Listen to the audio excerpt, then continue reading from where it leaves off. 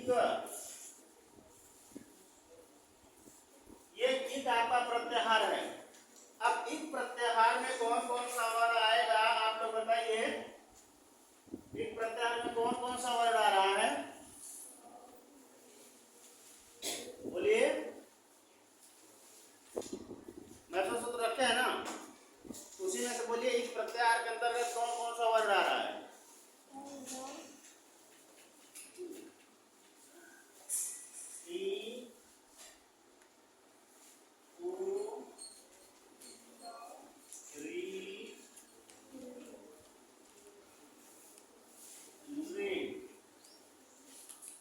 ये जा रहा है ई उ, ये सूत्र है कौन सा है, पहला सूत्र से लेकर के दूसरा सूत्र। तो शुरू कहाँ से करना है, ई से शुरू करना है, चलना है क तक। जो अंतिम वाला अक्षर रहेगा उसको छोड़ देंगे। तो ई उ री ली यही सब जाएंगे। तो यही चार वर्ड आ रहे हैं इक प्रत्याहार के अंतर्गत। अब परिभाषा क्या लिखे हैं कि इक प्रत्याहार के बाद क्या आना चाहिए, हाँ, असमान स्वर आना चाहिए।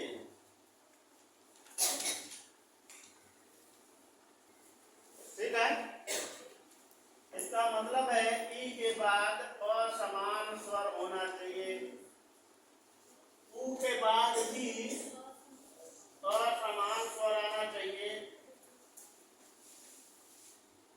री के बाद भी असमान स्वर होना चाहिए, और आपका री के बाद भी असमान स्वर होना चाहिए। स्वर न कि व्यंजन, केवल और केवल स्वर। यहां तक परिभाषा आप क्लियर कर लिए कि इक प्रत्याहार के बाद कोई असमान स्वर आए ना, तो इन दोनों के सामने किसके किसके ई और असमान जो स्वर रहेगा। असमान का मतलब जैसा ऊपर है वैसा नीचे नहीं रहना चाहिए। समान का मतलब एक जैसा, असमान माने अलग अलग, यही बात है। तो दोनों के स्थान पर क्या हो जाएगा,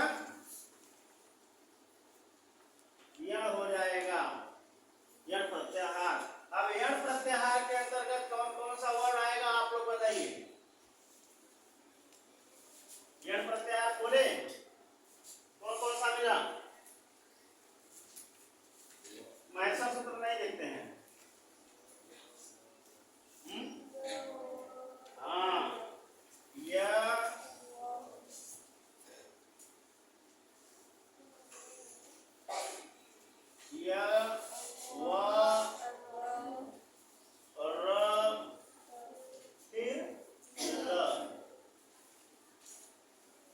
ऐसे भी कर सकते हैं, परिभाषा ऐसे भी बना सकते हैं, ई के बाद असमान स्वर आए तो यह हो जाता है, उ के बाद असमान स्वर आए तो वह हो जाता है, री के बाद असमान स्वर आए तो र हो जाता है, और री के बाद असमान स्वर आए तो ल हो जाता है।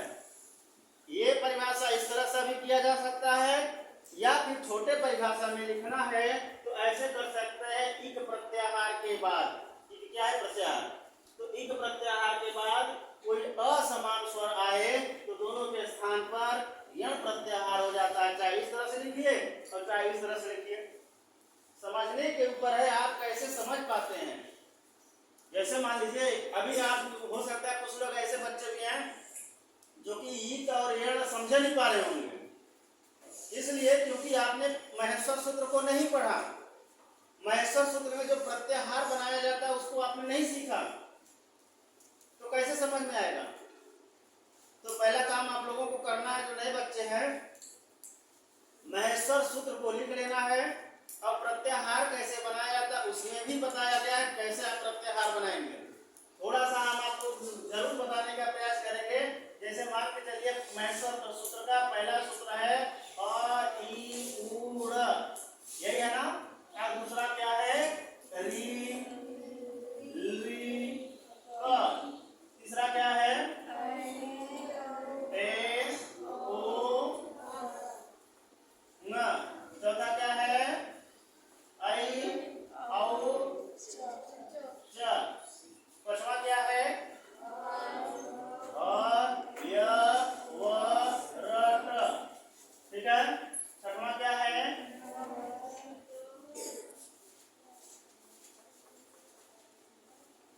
देखिए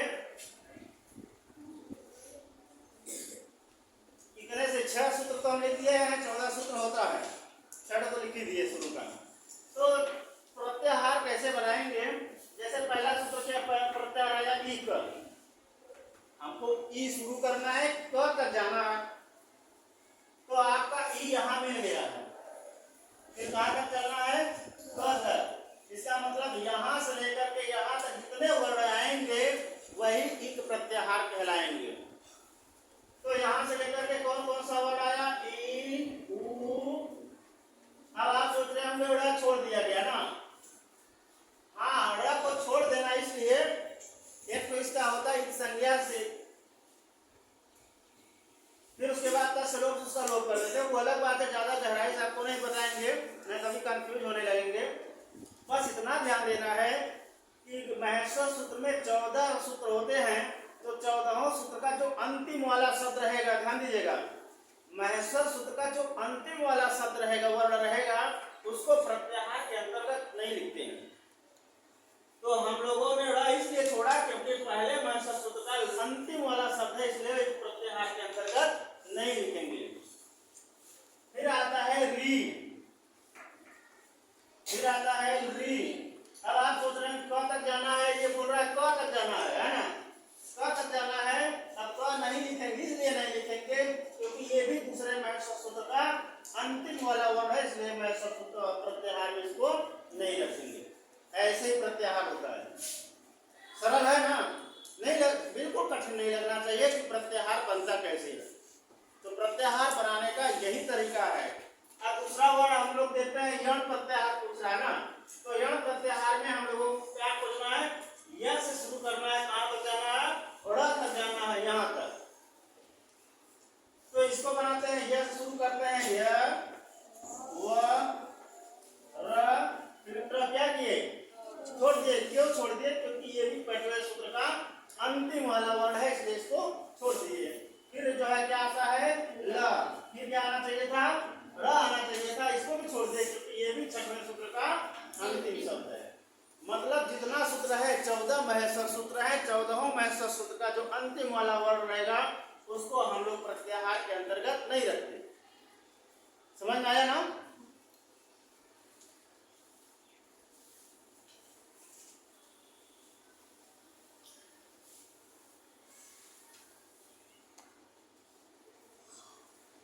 अब यण प्रत्याहार का ये डायग्राम तैयार हो गया।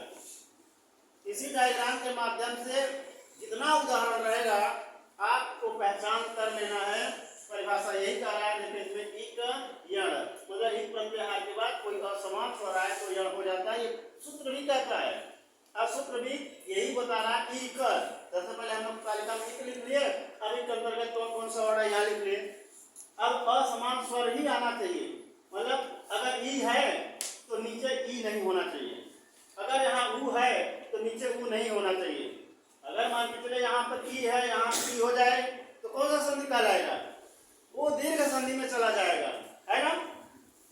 असमान होना चाहिए, अंतर होना चाहिए दोनों में। अब जैसे मान लो यहाँ ऊपर ऊ है, यहाँ भी ऊ हो जाए, कौन सा संधि होगा? दीर्घ संधि, क्योंकि वो बोला है अक प्रत्याहार के बाद कोई समान वर्ण आया है। यहाँ क्या है? असमान स्वर। यहाँ कौन? असमान स्वर होना चाहिए। उसमें समान रहेगा तो दीर्घ हो जाएगा, इसमें असमान रहेगा तो यण हो जाएगा। ठीक है? अब परिभाषा हम लोग देखते हैं। जैसे मान के चलिए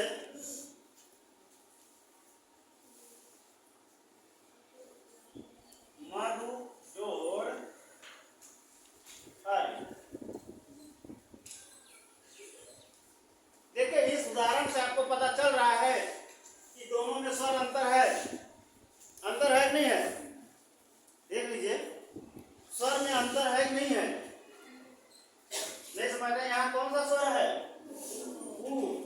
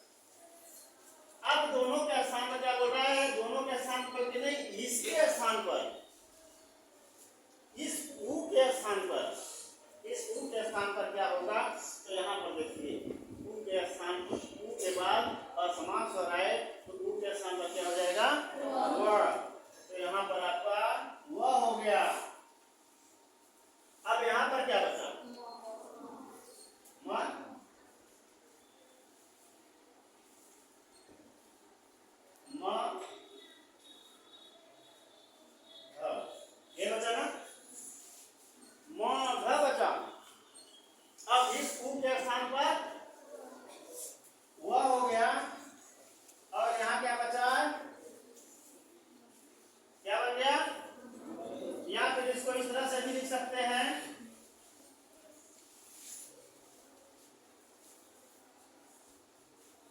दोनों लिख सकते हैं। अभी यहां तक किसी को ना समझ में आए तो बताए कि हमको ये चीज नहीं आया, कंफर्म कर लो। आप जैसे मान लीजिए इसको लिखते हैं सुधी उपास्य, सुधी उपास्य। देखिए यहाँ पर स्वर अंतर है, अंतर यहाँ पर ये है दीर्घ ही। अब आप कंफ्यूज मत होइएगा कि यहाँ तो दीर्घ ही है, आपको बताया जैसे यहाँ पर दीर्घ है, ये नहीं है। तो आप ऐसा समझे, अगर यहाँ पर ई है इसको दीर्घ ई भी यहाँ समझ रखें, यहाँ ऊ है तो दीर्घ ऊ को भी समझ रखें, ठीक है, क्योंकि इसी का वो भी तो समान वर्ड है, इसलिए दोनों को ही समझो। तो यहाँ पर सुधी जोड़ उपास्य में ऊ है बराबर क्या बनेगा, ई के स्थान पर क्या हो जाएगा भाई, अंतर है ना दोनों में, ई के स्थान पर ना, ई के स्थान पर यहाँ पर यह हो गया। तो ये दोनों मिलकर के क्या बने, यह। यहाँ क्या बचा,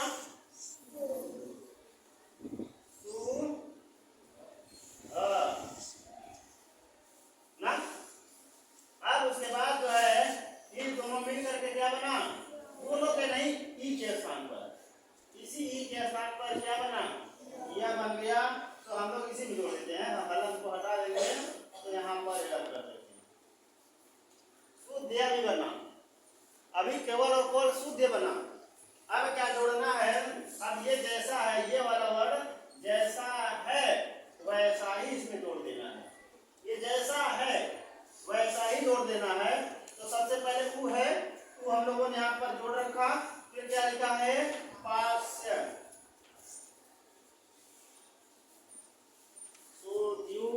पास्य। कहने का मतलब है ये जब दोनों मिलेंगे तो ई के स्थान पर ही यह होगा और ये जैसा है वैसा ही रहेगा। अब यहाँ अर था तो देखिए यहाँ पर हुआ में अ है ना, अर हुआ, यहाँ पर उपास्य है तो यह में उ है, सुदीव पास्य। और भी उदाहरण देता है, और भी उदाहरण देखा जा सकता है बेटा।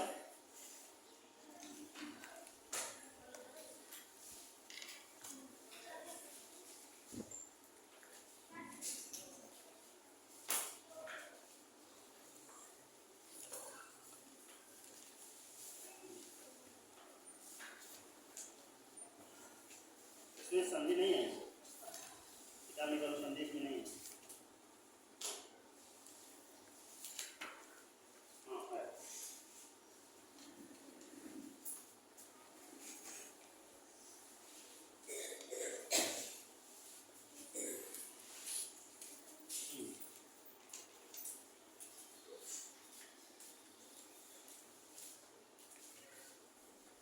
ये इंपॉर्टेंट उदाहरण है। यदि जोड़ अपी, देखो यहाँ पर स्वर कौन सा है, ई है, यहाँ पर अ है बराबर ई के स्थान पर यह हो जाएगा, ये वाला ई के स्थान पर यह। यहाँ क्या बच रहा, यद बचा। अब ई के स्थान पर क्या हुआ है, यह अभी वैसे ही है। अब उसके बाद हम लोग अर्थ को जोड़ेंगे, जब अ को जोड़ेंगे तो हलन हट जाएगा। अब क्या बचा, अब चाहे ऐसा लिख दीजिए और चाहे आप लोग ऐसा भी लिखते हैं यद्यपि, क्योंकि इसमें भी द और यह है, इसीलिए जो आपको वर्ण विचार में वर्णों का संयोजन, वर्णों का विच्छेदन करना सिखाए थे, इसी दिन के लिए सिखाए थे, ताकि आप द को कहीं गलत ना कर बैठे कि ये द किससे बना है, द और य से मिलकर के द बना है, ज और य से ज बना है ना, स और र से स्र बना है, त और र से त्र बना है। तो वो पहले ही अभ्यास करवा दिए थे ताकि आगे चल करके दिक्कत ना हो।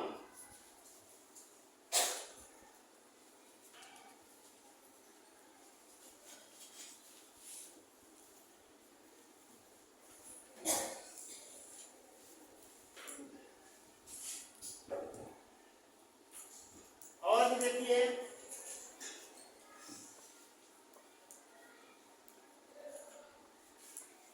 जोड़ और पी क्या बन जाएगा, पी बराबर या यहाँ पर बचा ई है ना। फिर उसके बाद ये ई के स्थान पर ये बन गया, अब यह में है तो अब बचा क्या, ऐसा भी कर दें और चाहे ऐसा भी कर दें, है ना। जो महत्वपूर्ण उदाहरण है उसी को हम आपको सामने रख रहे हैं।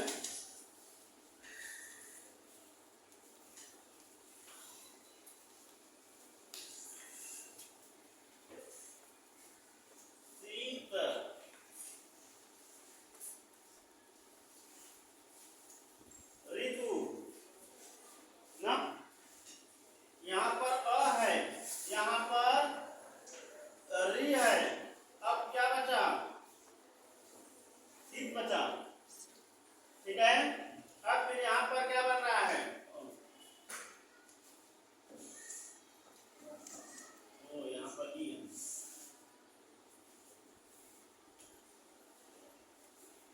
ई के स्थान पर क्या बन गया, नहीं कहाँ है?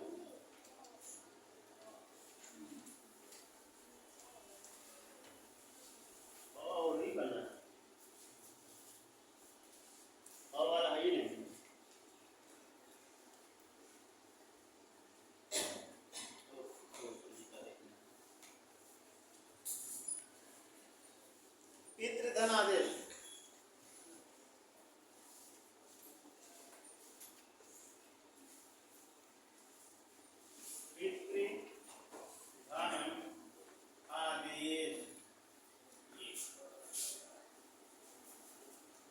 अब पूरा में री है, अब उसके बाद यहाँ पर आ है, री के स्थान पर, री के स्थान पर फिर यहाँ पर क्या बचा,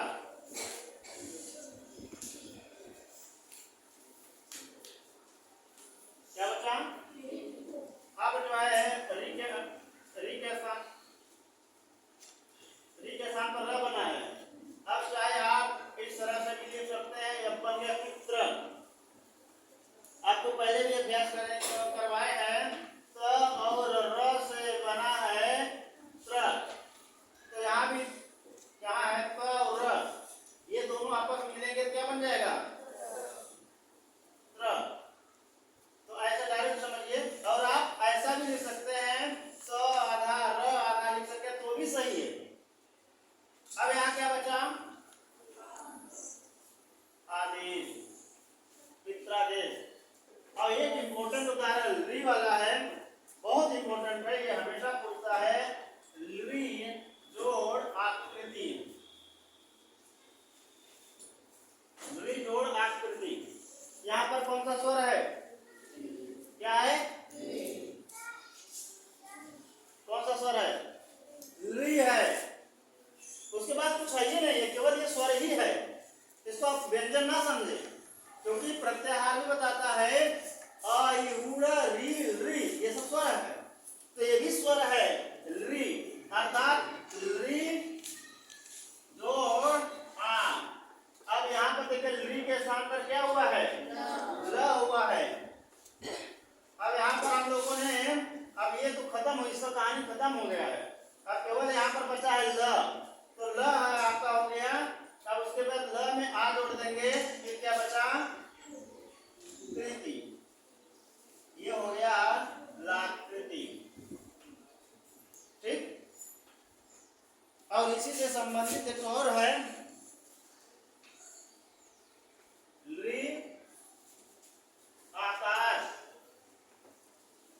क्या हो गया, ली और आ मिलकर क्या बन गया, ल बन गया। फिर उसके बाद हम लोग आ जोड़ देंगे,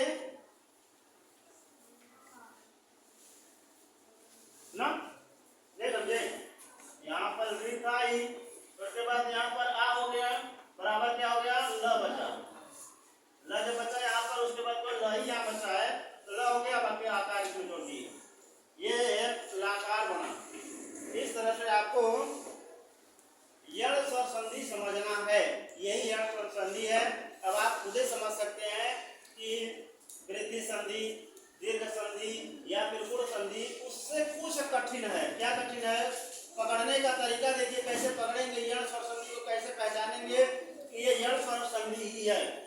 देखिए, जब आपके उदाहरण में वह मिल जाए, आपके उदाहरण में यह मिल जाए, ध्यान दीजिएगा, आपके उदाहरण में वह मिल जाए, यह मिल जाए, देखो यहाँ पर यह मिल जाए और यहाँ पर यह मिल जाए और यहाँ पर आपका क्या मिल जाए, र मिल जाए या फिर आपका ल मिल जाए, उसके पहले जो भी व्यंजन होगा वो आधा अक्षर का होगा। यह के पहले कोई भी व्यंजन होगा वो भी आधा होगा, वह के पहले भी कोई भी व्यंजन होगा वो भी वह आधा ही होगा। इसका मतलब यह व र के पहले जो भी व्यंजन होगा वो आधा अक्षर का होगा। जैसे यहाँ देखिए, यहाँ यह है, यह के पहले वाला जो व्यंजन है कैसा पूरा है क्या, इसी से पहचानना है। अब यहाँ पर वह है, वह के पहले वाला अक्षर आधा है, पूरा तो नहीं है। यहाँ भी देखिए, यह के पहले वाला भी अक्षर क्या है, आधा है। और यहाँ भी देखिए, यह के पहले वाला वर्ण आधा है। यहाँ भी देखिए जो र है, त यहाँ पर त और र मिलकर के बना है, इस तरह से त और र, फिर यहाँ पर जो आ लगा था इसीलिए ये हलन हट गया। तो र के पहले वाला जो अक्षर था क्या था, आधा था, और र के पहले भी वाला अक्षर आधा ही रहेगा। इसलिए आप समझ लीजिएगा कि यहाँ पर नहीं समझ रहे होंगे कि आधा कैसे हुआ। आधा इसलिए हुआ, पहले ल बना था, फिर जो है आकार है ना, ल में तो आ जुड़ा है, ल में आ जुड़ा है, इसलिए ये जो व्यंजन है ये आधा है। तो इसको यण स्वर संधि को पहचानने का यही तरीका है कि कोई भी व्यंजन जो रहेगा, य व र ल, ये पहले वाला अक्षर आधा रहेगा, तो जान जाइएगा यह व्यंजन संधि है। दीर्घ संधि में एक बार फिर से हम लोग समझते हैं, दीर्घ संधि में ई उ री ली दीर्घ वाला रहेगा, है ना। अगर दीर्घ ई है, आ है, दीर्घ उ है, दीर्घ री है तो दीर्घ संधि। यदि ए ओ और अल है तो गुण संधि, यदि ऐ औ है तो वृद्धि संधि। और इसमें क्या है, य व र ल के पहले वाला व्यंजन क्या रहेगा, आधा रहेगा, तो समझ लीजिएगा कि यह यण स्वर संधि है। ठीक है। अब किसी को दिक्कत तो आप इसको बढ़िया से उदाहरण सहित पहला नंबर आप डायग्राम बना लीजिए। डायग्राम बनाने के बाद तब आप जितना उदाहरण है, उदाहरण आप निश्चित रूप से लिखिए, क्योंकि उदाहरण के बिना आपको समझ नहीं आएगा। मान लीजिए यहाँ से जाइएगा, जब इसको जो है वीडियो भी देखिएगा तो उदाहरण आप लिखे रहेंगे तो आपको और बढ़िया से समझ में आएगा। किताब को भी रखिएगा तो बढ़िया से समझ में आएगा। ठीक है, तो आप लोग इसको पहले नोट कर लीजिए।